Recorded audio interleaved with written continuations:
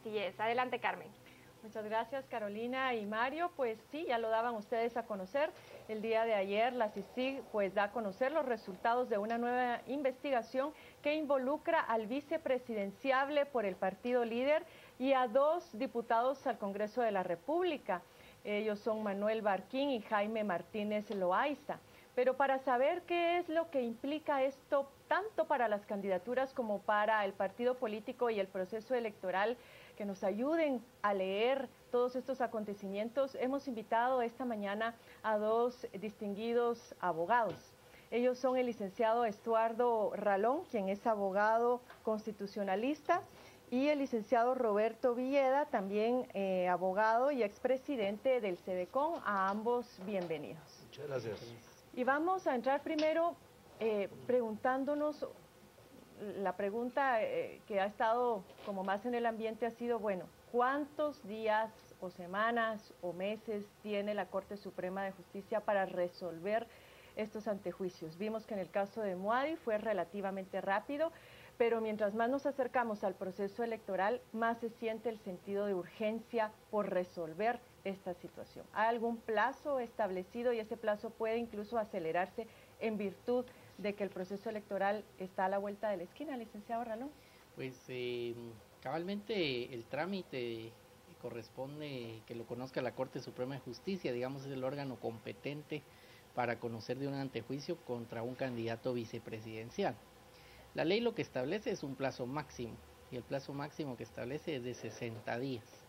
Como es un plazo máximo, pues obviamente podría haber antes una resolución, y para llegar a esa resolución se debe de cumplir que se designe un juez pesquisidor, que puede ser uno de los miembros del Pleno de Magistrados de la Corte, o bien algún magistrado de la Corte de Apelaciones. Ese juez pesquisidor es el que tiene el plazo máximo de 60 días para rendir su informe, y luego decidirá la Corte si retira la inmunidad o no.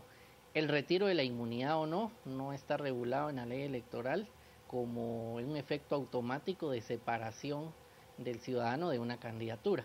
Es un tema que no está abordado en la ley de antejuicios como tal. Lo que sí señala cuando es un funcionario es que se retira la inmunidad y hasta que haya un auto de prisión preventiva del juez que está conociendo la investigación, queda separado del cargo del funcionario, por lo que uno por analogía podría pensar que pues si se retira la inmunidad no se tiene separado necesariamente de la candidatura, sino que en tanto no haya un auto de prisión preventiva en el proceso, quedaría la persona separada de la candidatura. Esto es algo que se tendría que ventilar en tribunales o incluso hasta la misma Corte de Constitucionalidad, ya que no está en forma expresa regulado en qué momento pierde este ciudadano su candidatura en caso se retire la inmunidad. Sí lo dice para los funcionarios, no lo dice así para los candidatos. No es algo que decida únicamente el Tribunal Supremo Electoral, sino que tendrían que entrar también a Corte Suprema y en su momento posiblemente la Corte de Constitucionalidad. Así es. Ahora bien, sabemos que tenemos unas cortes integradas de una forma bastante opaca y eso fue el tema del año pasado y los primeros meses de este año. Hasta ahora la Corte Suprema pareciera que ha marcado distancia política de algunos de estos casos. Pero ¿qué pasaría en el escenario de que en este caso en particular, por la gravedad del mismo, porque ahora se involucra a un candidato vicepresidencial, le diera largas al asunto como el Congreso le ha dado largas hasta el momento para conocer finalmente o para decidir sobre si retira la inmunidad al presidente Otto Pérez Molina o no? Sí, ahí ya depende de la voluntad política de la Corte Suprema de Justicia, que hasta cierto punto pues, se puede afirmar que ha sido consecuente en la tramitación de los antejuicios que esta coyuntura política ha generado. Entonces, valdría la pena que la Corte, pues dentro de los plazos de ley, le señale un término al juez pesquisidor para que rinda su informe, ¿verdad? Porque es otro de los vacíos que tiene la ley de antejuicio, que un término perentorio y que el juez pesquisidor tenga que rendir ese informe rápidamente y ellos resolver. Pero eso no le quita el derecho a la autoridad electoral, al registro de ciudadanos, de revisar la resolución a través de la cual inscribió a esa planilla. O sea, la autoridad electoral también tiene facultades para dictar medidas, digamos, cautelares Preventivas. Preventivas, en resguardo del bienestar de la ciudadanía, en la búsqueda del bien común. Ajá. Entonces, no tendría que esperarse para suspender o revocar esa inscripción, esa candidatura. Menos ahora posiblemente con lo del artículo 113, que es lo que se aplicó en el caso de Alfonso Portillo por la notoriedad de su situación. Y en este caso, pues lógicamente, si la Corte Suprema de Justicia decidiera que sí ha lugar al antejuicio, pues eso pareciera que automáticamente es como decir, bueno, esta persona no es idónea y hay suficientes dudas en cuanto a su honorabilidad como para mantener esta inscripción. ¿Podría el Tribunal Supremo Electoral impedir que corra esa candidatura? Yo creo que este tema es un tema bastante importante porque debemos verlo no solo en el corto plazo, sino en el largo plazo. El artículo 113 de la Constitución es un artículo que no está desarrollado en la ley electoral. Este tribunal lo utilizó en este proceso para no permitir la solicitud de inscripción de la candidatura de Alfonso Portillo, digamos, y de otros candidatos, pero estas personas no tenían su credencial de candidato, es decir, lo utilizó en la etapa en donde todavía estaba analizando y calificando esa idoneidad que tiene un momento oportuno para hacerse. Corresponderá a los tribunales, y si esto llega a la Corte, señalar cuál es el alcance y los parámetros de aplicación del 113, ya que la ley electoral no establece cuáles son y no lo desarrolla. Pero el artículo 16 también de la Ley de Probidad y Responsabilidad de Funcionarios Públicos también habla de esa capacidad y de esa idoneidad. Y voy a hablar del precedente. El día de hoy todos sentimos como escandaloso y nos choca y decimos qué bueno que se estén investigando señalamientos graves. Sin embargo, hay un debido proceso y voy a poner un ejemplo de un caso que pudiera ser injusto. Si algún otro candidato en un accidente de tránsito es acusado de un delito de lesiones a las otras personas, se le inicia un proceso y se le retira el antejuicio, o se le está pidiendo que se le retire el antejuicio para investigar, pues no es un delito de la misma magnitud que un delito de lavado de dinero con los señalamientos graves y escandalosos que estamos viendo hoy. Entonces, ese artículo hay que ponerle parámetros de aplicación porque no es el simple hecho de pedir que se... Exactamente. Cerrar, digamos, las puertas de la subjetividad a ultranza. Por ejemplo, ¿a qué tipo de delitos y de qué gravedad y qué magnitud debiera ser aplicado el artículo 113? Porque si dejamos abierto que sea cualquier delito, también podría ser un artículo 113 que le dé una discrecionalidad y subjetividad al tribunal de estar descalificando candidatos de manera arbitraria, y creo que eso tampoco es sano para la democracia y la república. Solo una pregunta rápidamente antes de irnos a redes sociales con el licenciado Villeda, y es el hecho de que eventualmente pudiera verse afectada la inscripción de Edgar Barquín como candidato vicepresidencial. ¿Eso impediría a Manuel Valdizón correr en esta elección? Es decir, podemos interpretar que la inscripción de un binomio es prácticamente como un matrimonio que ya es indisoluble.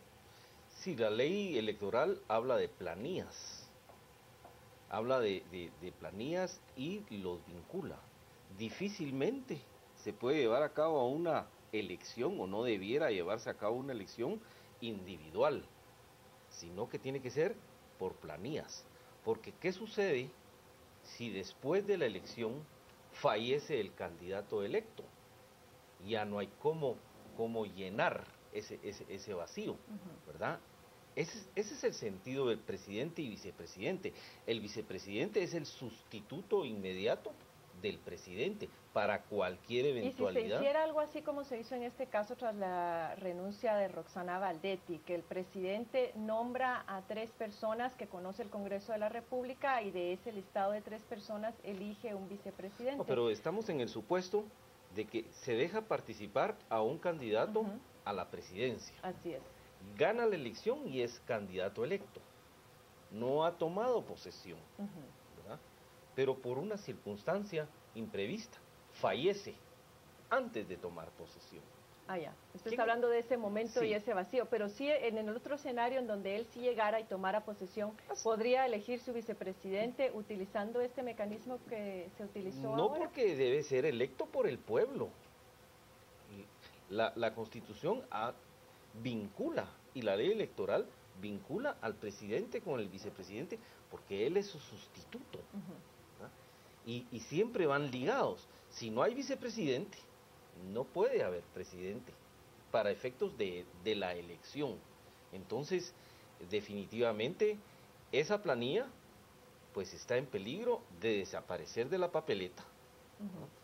Desde el momento en que actualmente tendría el partido que hacer asambleas municipales, tendría para elegir delegados a Asamblea Nacional que eligiera al candidato, a los candidatos a presidente y vicepresidente. Sí. Pero el periodo de inscripción igual ya se cerró. Está cerrado. Entonces, sí es un efecto de mucho impacto en la candidatura de estas Vamos dos personas. a volver nuevamente sobre este tema, pero es interesante también conocer qué está opinando la gente desde sus hogares acerca de este caso, Carolina. Así es, Carmen, tenemos bastante participación. La pregunta que le planteamos desde la mañana es qué efectos tendrá la acusación de CICIG al vicepresidenciable del partido líder, algo que está totalmente relacionado con la entrevista del día. Participación de Gonzalo Salguero en la página de Facebook. El partido líder podría quedar fuera de la contienda electoral.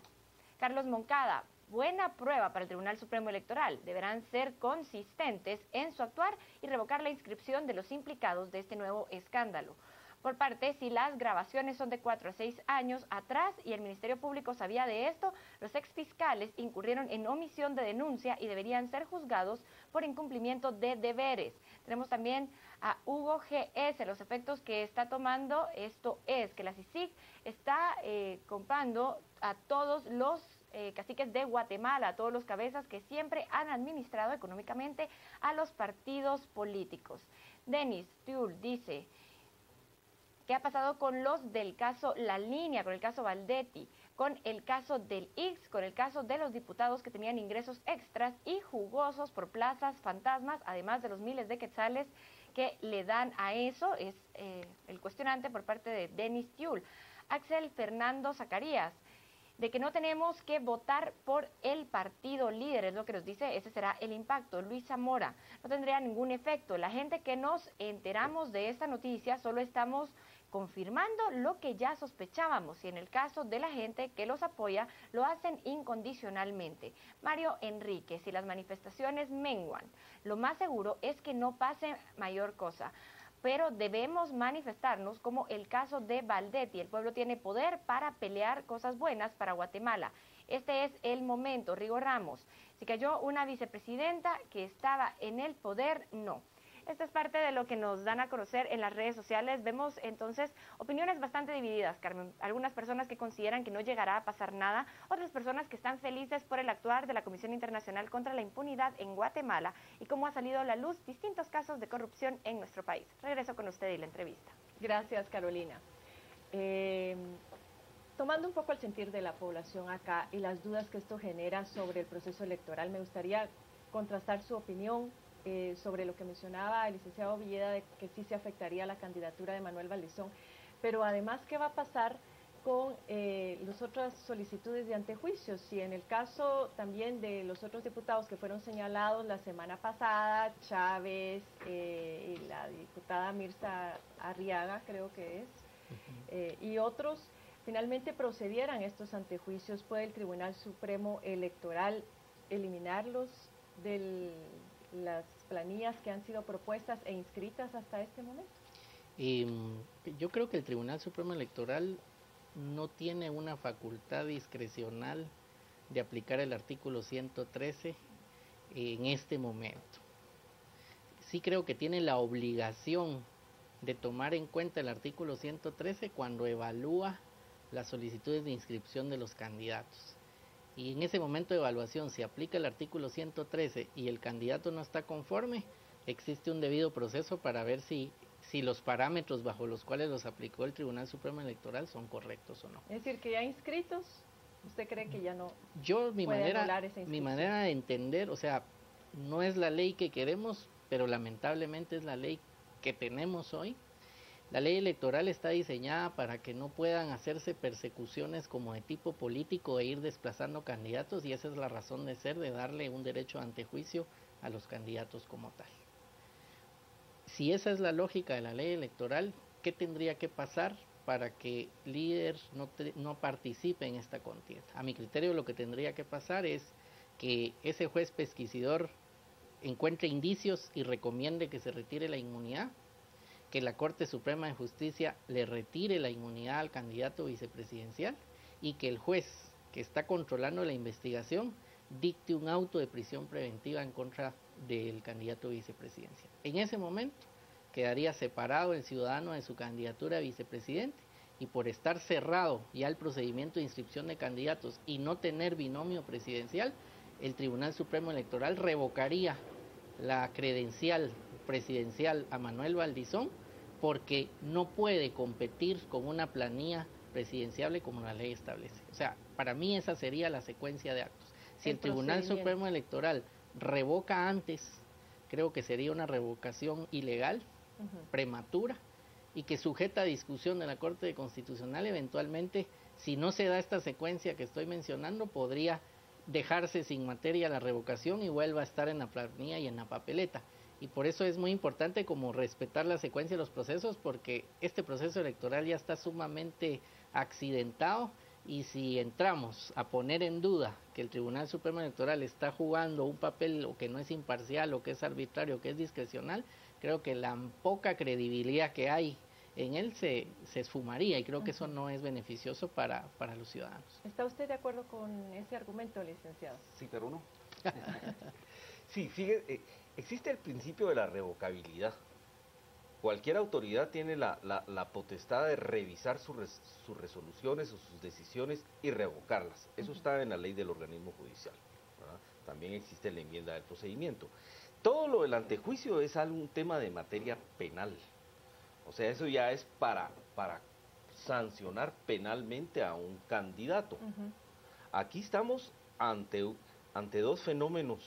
Uno que es el clamor por la regeneración del Estado, que es lo que quiere el pueblo, que vio que el Estado se había ido corrompiendo y se corrompió de tal manera, y ya no, el pueblo ya no quiere que eso sea así. No solo en Guatemala, sino que lo vemos en México, lo vemos en Honduras. Que quiere retomar el control. Que el pueblo quiere una dirección honrada, honesta, que los funcionarios y los empleados públicos sean honrados, y ahí está en la Constitución. Entonces, aquí hay un indicio de falta de honradez, ya lo señaló, no es arbitrario. Hay pruebas. Hay pruebas. Una entidad internacional investigadora que goza de la confianza de la comunidad internacional está diciendo, aquí hay indicios de criminalidad. Entonces, ahí se descartaría lo de los motivos políticos y espurios. Claro. No es una acusación, sino que es algo pues que de una entidad internacional que goza del respaldo de la ley y que goza de la confianza internacional. Hay un señalamiento, ¿verdad?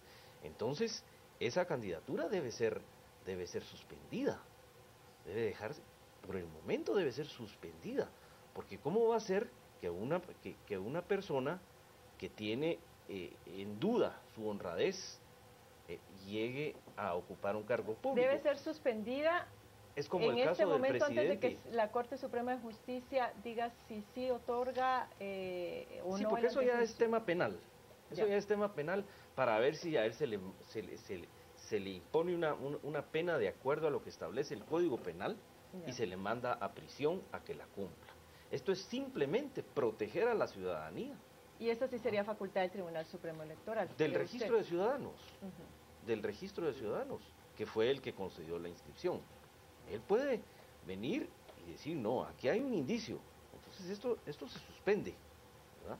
Y de ahí que ellos inicien su viacrucis de recursos, ¿verdad?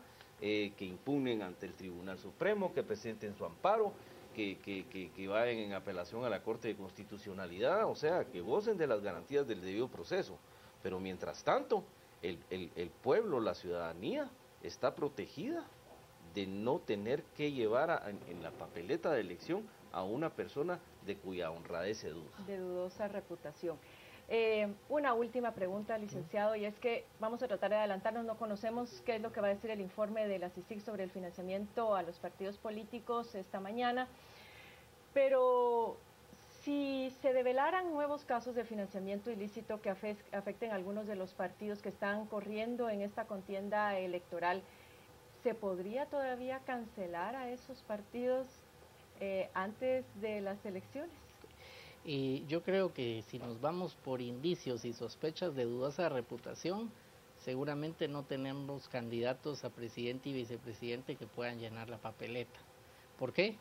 Porque van a haber señalamientos o indicios de que actuaron bien o mal, incluso pueden ser generados por los mismos partidos políticos. Por eso es que los parámetros de aplicación son fundamentales. El informe de la CICIG yo creo que puede dar un marco conceptual de decir cosas que no nos sorprendan a los guatemaltecos, porque son esos como secretos a voces, como cuando se ha destapado cada uno de los escándalos, que creo que a nadie nos sorprendió. Nos sorprende que se estén poniendo a la luz, pero no era de que nadie se imaginara que estuviera así. Entonces yo creo que podría dar un contexto en donde uno podría suponer de que muchos participantes políticos de otros partidos también están involucrados. En este mismo caso, por ejemplo, los señalamientos son en el año 2011, gobierno de la UNE, donde, por ejemplo, si se profundiza la investigación, no sabemos si el otro partido que va liderando puede salir implicado.